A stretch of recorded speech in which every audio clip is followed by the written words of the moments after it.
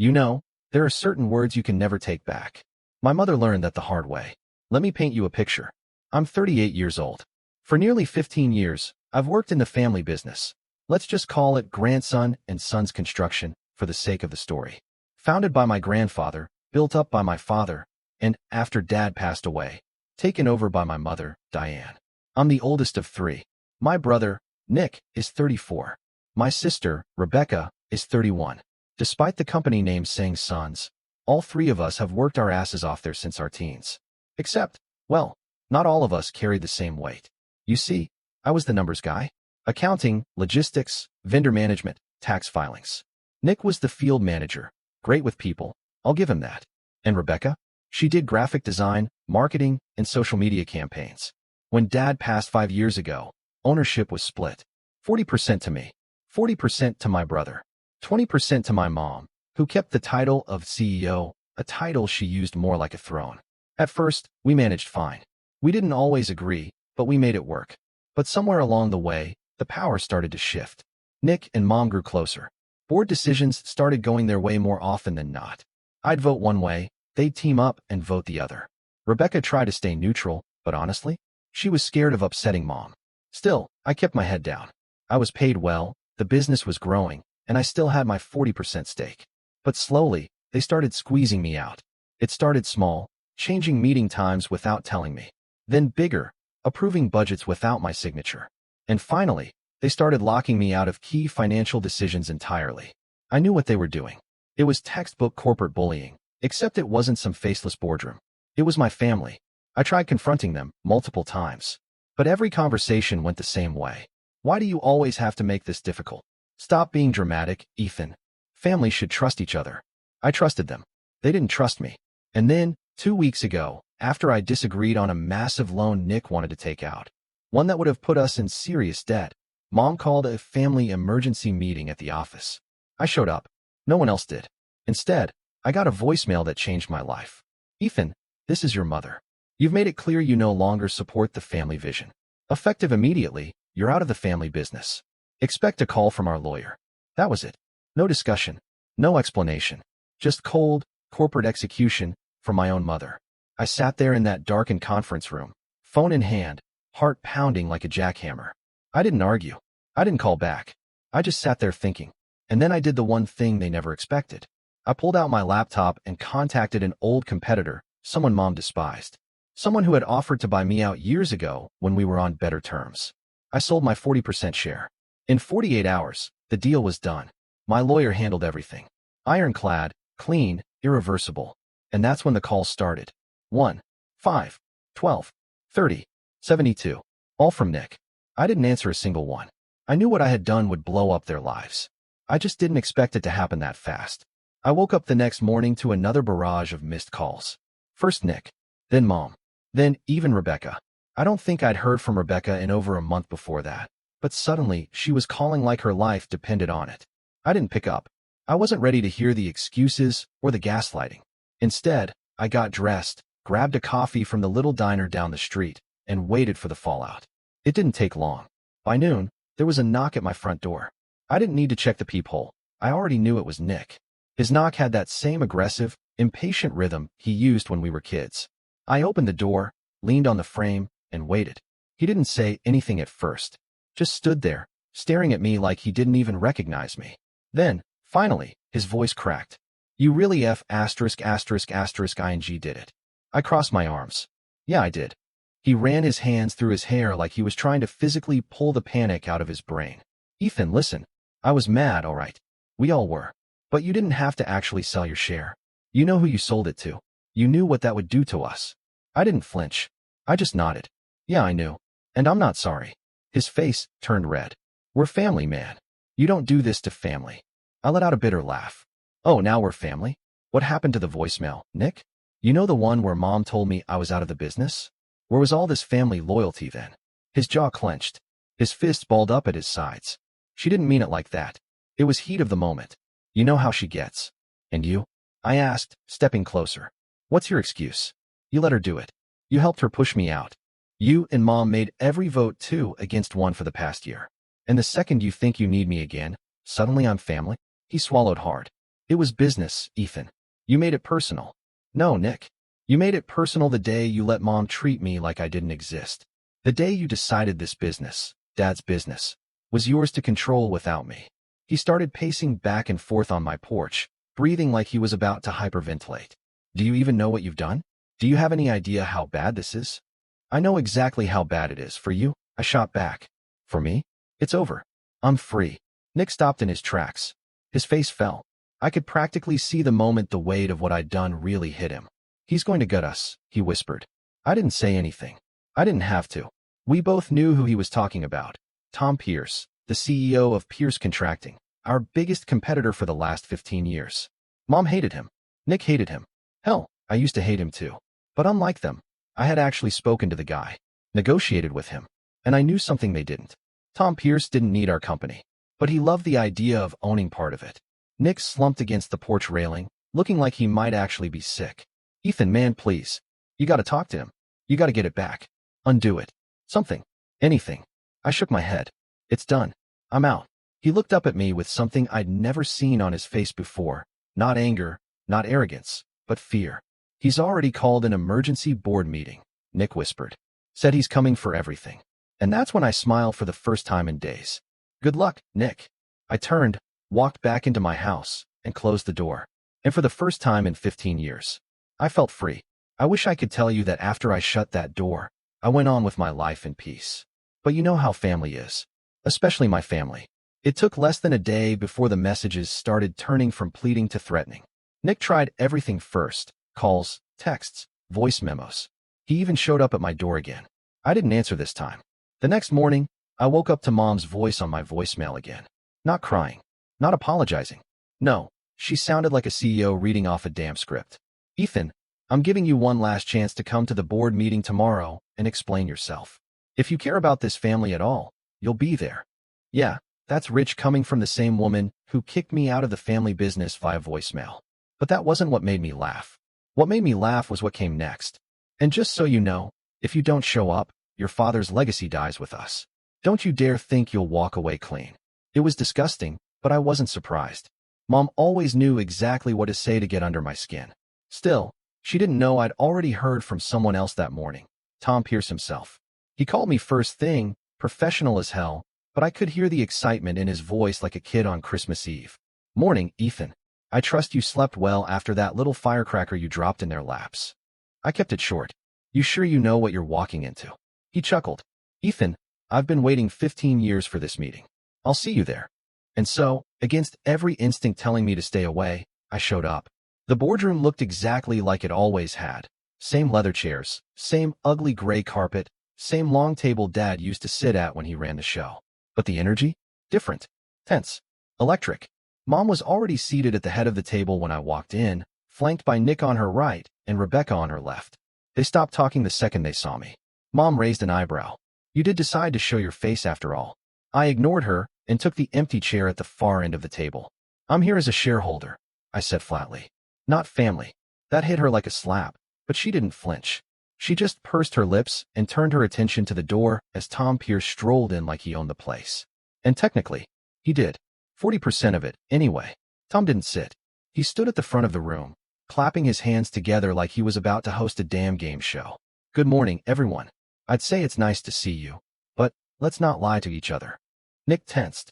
Mom's jaw locked so tight I could hear her teeth grind. Rebecca just looked like she wanted to sink through the floor. Tom dropped a folder on the table with a dramatic thud. Let's cut the crap. I'm here because, thanks to your brilliant decision to kick out your largest individual shareholder, he gestured to me without even looking. You've handed me the keys to your entire operation. Mom finally spoke, her voice cold and sharp. You bought a minority share, Tom. You don't control anything. Tom grinned. Oh, Diane, that's where you're wrong. You used to have majority control when your 3 kids' votes lined up. But now? You and Nick hold 60%. And Ethan and I together hold 40. He leaned forward, both hands on the table. But you're in debt. You're months behind on 3 vendor contracts I happen to now control. And guess what? Those contracts have performance clauses. You default, your company goes into receivership. Nick slammed his fist on the table. You wouldn't dare. Tom didn't even flinch. Try me. The color drained from Nick's face. Mom looked at me then, like she was seeing me for the first time in years. Not as her son, not as her employee, but as the one holding the final card. Ethan, she whispered, barely holding it together. You can stop this. Just rescind the sale. We'll fix this. Together. I leaned back in my chair and let them all stew in silence for a few long, satisfying seconds. Then I said the one thing I'd been dying to say for years. You already told me I was out of the family business. So, I guess I'll just watch it burn. Tom let out a short laugh, gathered his folder, and turned to leave. Board's adjourned. I followed him out without looking back. That was 2 days ago. Since then, the calls have tripled. Texts, emails. Even Rebecca showed up at my house this morning, crying harder than I've ever seen her. She begged me to fix it, to stop Tom, to help save Dad's legacy. But Dad's legacy wasn't the company. It was us. And they killed that long before I sold my shares. I should have known it wouldn't stop there. Not with my mother. Not with Nick. After that board meeting, the game changed. I don't even think Tom Pierce expected the chain reaction that was about to unfold. It started the very next morning. I got served. Not by Tom. Not by vendors. By my own mother. Apparently, while I was sleeping soundly thinking I had finally washed my hands of all of them, she had rushed to file a civil suit against me for what she called fraudulent misrepresentation and breach of fiduciary duty. I had to read the damn paperwork 3 times just to process what I was seeing. Her claim? That I had conspired with Tom Pierce for months behind their backs to sabotage the company from the inside. I laughed so hard I nearly choked on my coffee. But it wasn't funny. Not really. Because if this went to court, it would be months of my life, tens of thousands in legal fees, and drag my name through the mud. I called my lawyer that same morning, already fuming, already pacing around my living room like I was ready to punch a hole through the wall. They don't have a case, my lawyer assured me. It's desperation. And it's weak. But they might try to make your life hell just to bleed you dry before it gets tossed. That's when I realized they weren't trying to win. They just wanted to punish me. Later that day, Nick showed up again. This time he didn't knock. He kicked my door. Open the damn door, Ethan. I didn't. He kept pounding for a solid 5 minutes straight. You ruined us. You ruined everything, you selfish bastard. Dad would be ashamed of you. That one stung. But not enough to make me open the door. 2 days later, the smear campaign began. I started getting calls and messages from old clients, vendors, even mutual friends in the industry. People I hadn't talked to in years. All of them asking me the same thing. Did you really sabotage your family's business? Did you really sell your shares to Pierce just to screw over your mom? Why would you do something so cruel? That's when I knew Mom was running her mouth. She was calling everyone we knew, spinning a story where I was the villain. I stayed silent. For about 24 hours. Then I snapped. I sat down at my desk, fired up my email, and started typing.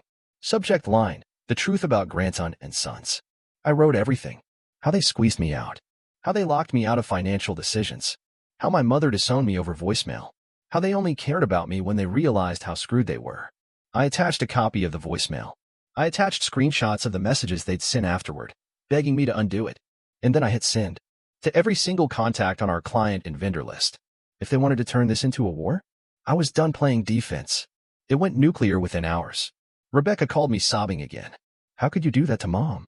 You're humiliating all of us. I hung up on her. The next day, I got a message from Tom. Jesus, Ethan. I knew they'd snap, but this is something else. He told me Mom had called an emergency shareholder meeting again, but this time, they were trying to sell their own shares. They were desperate. They wanted out. And get this, they didn't even care who they sold to, as long as it wasn't Tom. They would rather hand over the entire business to a stranger than watch Tom Pierce take full control. The best part? Guess who they approached first? Me. I almost didn't believe it when the email hit my inbox. Subject, a way forward. Please read. From Rebecca Granton. For a moment, I considered deleting it without reading. But curiosity got the better of me. She kept it short, like she couldn't bring herself to beg me outright. Classic Rebecca, too proud to grovel, too scared not to try. We've spoken with the board and have agreed that a change of ownership may be the best solution to stop further damage. We're willing to sell you back full majority control if you're interested. Please contact Mom to discuss terms. Contact Mom? Yeah, like that was going to happen. I sat there staring at my screen, running 100 scenarios in my head. I could end this. Right now. Take back control. Put my name on the paperwork as the sole majority owner. But after everything they had done, the gaslighting, the betrayal, the smear campaign, did I really want to step back into that lion's den? I called Tom. Let me guess, he answered. They finally broke. They want me to buy them out. He let out a low whistle. You gonna do it? I leaned back in my chair, staring at the ceiling. Not alone, I replied. The next day, I walked into the boardroom again, this time, with Tom Pierce right beside me. Mom's face turned white as a sheet. Nick wouldn't even look me in the eye. Rebecca sat there looking like she might throw up. I dropped my own folder on the table. Only this time, it wasn't full of legal threats. It was a buyout proposal. I spoke first. You said you wanted me to contact Mom. Consider this my response. Mom tried to cut me off, but I raised my hand. Save it. You made your position very clear. So let me make mine. I nodded toward Tom. I'll buy you out. All of you. But it's not just me. It's us. Mom's jaw dropped. You're partnering with him? Call it poetic justice. I laid out the offer. Full buyout of their 60% at a fair market value, not a penny more. Immediate removal of Diane grandson as CEO. Full board control handed over to me and Tom. Silence. Nick was the first to crack. No way in hell, he spat. I'd rather burn this company to the ground. Mom didn't argue. She didn't scream. She didn't cry. She just leaned back in her chair and looked at me like I was a stranger. After all this time, you really would partner with him just to spite your family? I leaned forward. You already took care of that part when you cut me out of Dad's legacy. They called for a private recess. Tom and I waited outside the room for nearly an hour. When they finally called us back in, Mom stood up, her hands shaking slightly. We'll accept your offer, she said quietly. On one condition. I raised an eyebrow. You don't change the name. It stays Grandson and Sons. I thought about it for a long second. And then I nodded. Fine. The name stays. But you don't. And that was it. Within a week, the paperwork was signed. Tom and I bought them out completely. They were out for good. The next time I walked into that boardroom, I didn't sit at the far end of the table. I sat at the head. You'd think that moment, the moment I took that seat at the head of the table, would have felt like the cinematic ending I'd been waiting for. It didn't. It felt empty. The victory I had dreamt about for years, finally within my hands. And all I could think about was how little any of it actually mattered anymore. Tom broke the silence first. Congratulations, boss, he smirked, leaning back like he'd just won the Super Bowl. I gave him a nod but didn't say anything for a while. I just looked around the empty seats, remembering Dad's voice echoing in that room when I was a teenager, sitting in the back with a notebook, wide-eyed, watching him command every deal, every project, every win. I never wanted to be him. I just wanted to make him proud. And here I was, owning the company he built. But without a single person left in the room who gave a damn. That night, I didn't celebrate. No champagne. No drinks with Tom. I went home, pulled out the old box I kept at the back of my closet, and found Dad's watch. The one he gave me on my 21st birthday. I hadn't worn it in years.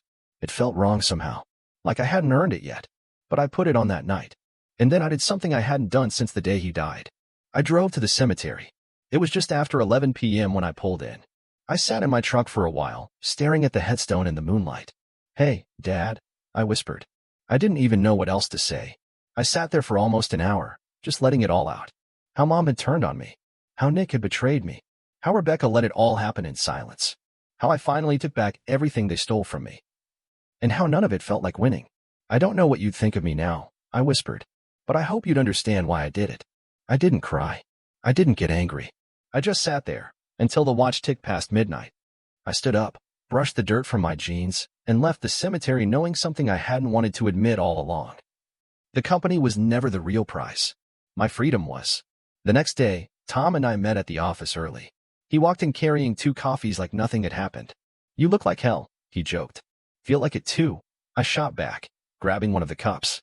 He leaned against the conference table, looking me dead in the eye. You ready to run this thing, Ethan? Or are you finally ready to walk away for good? That stopped me cold. I hadn't even thought about that. I could walk away. I could sell my share back to Tom, cash out, and never have to set foot in that office again. But part of me couldn't shake the guilt. The voice in the back of my head saying I owed it to Dad to fix what Mom and Nick had broken. What would you do? I asked him. Tom didn't miss a beat. I'd rebuild it. Burn the rot out of it. Make it yours, not theirs. I nodded slowly. But then he surprised me again. Or I'd sell it. Take the money. Start fresh. Live life on your terms for once. He tossed the keys on the table. You don't owe them anything, Ethan. You never did. And just like that, I realized I was free either way. How soon can you find a buyer for my shares? I asked quietly. Tom didn't even blink. Already have one. By the time I walked out of that final meeting, the weight on my chest felt lighter than it had in years. Tom had a buyer already lined up, A commercial real estate firm expanding into construction. They didn't care about the family drama. They only cared about the contracts and the profit potential. I didn't even hesitate.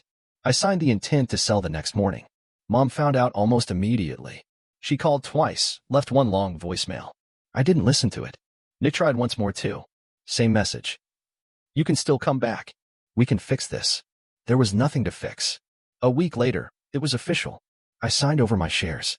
I wasn't even there when Tom handed over the office keys to the new owners. I didn't care anymore. I walked away with more money than I ever imagined I'd see in my life. I wasn't rich, but I was free. No more family drama. No more walking on eggshells. Just peace. Rebecca texted me a simple, "I'm sorry," the day the sale finalized.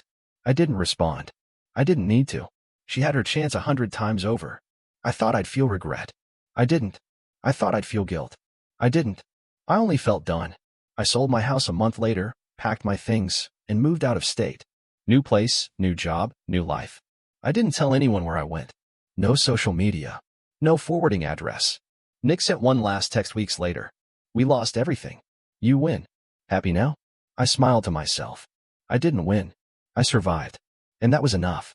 I had been gone for 6 months when I got the first call from an unknown number. I almost didn't answer, but something told me to pick up. It was Rebecca. Her voice was shaking. I could barely recognize it. Ethan. Mom's sick. I sat down immediately. I didn't say anything. She's in the hospital. Stage 4. It's bad. Silence hung between us for a few long seconds before she broke again. She's been asking for you. I leaned back in my chair, closing my eyes. After everything she did, after how easily she turned on me, why would I go back? But there was something in Rebecca's voice, something that didn't sound like manipulation this time. It sounded real. She knows she was wrong, Rebecca whispered. I didn't answer. She doesn't have long. 2 weeks passed before I finally made the drive back. It was surreal pulling into my hometown again. The buildings felt smaller. The people looked older. Everything had changed, but nothing had. I walked into that hospital room half expecting to feel nothing.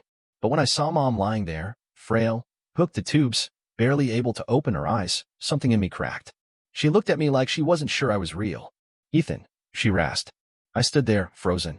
She reached out, weakly, like she barely had the strength to lift her hand. I walked over and took it, sitting beside her. She started to cry. I'm so sorry, she whispered. I ruined everything. I ruined you. I didn't have words. I just let her cry. And for the first time in years, I cried too. Mom passed 4 days later. Peacefully, in her sleep. Rebecca was there. I was there. Nick didn't show until after. He didn't speak to me during the funeral. Not once. Just kept his distance, standing stiff like a statue while Rebecca and I quietly shared the responsibility of organizing everything. No one else knew the full story of what happened between us. We didn't explain. We didn't owe anyone that. Let them remember us however they wanted. After the burial, I walked to my truck, thinking it was finally over. But Nick was waiting there, leaning against the side, arms crossed. I don't blame you for hating me, he said quietly. I stopped, surprised. But I need you to know something. She never stopped loving you. She was just too proud to say it. I let out a breath I didn't know I'd been holding. You could have stopped her, I said. You could have. He nodded, looking down at his feet like a guilty kid. For the first time, I saw the weight he carried. The failure. The regret. The way he had let all of us fall apart. I know. We stood there in silence, neither of us knowing what to say next. Neither of us willing to take the next step. So, I did what I had to do. I reached out my hand. Nick looked at it like he wasn't sure it was real. Then, slowly, he shook it. It didn't fix everything. It didn't erase the past. But it was a start. I left town again the next morning. This time, I didn't leave angry. I left free. And while I knew I'd probably never fully reconcile with Nick or Rebecca, I knew I'd survived something most people never come back from. I built a life that didn't belong to anyone else. And that, finally, felt like winning.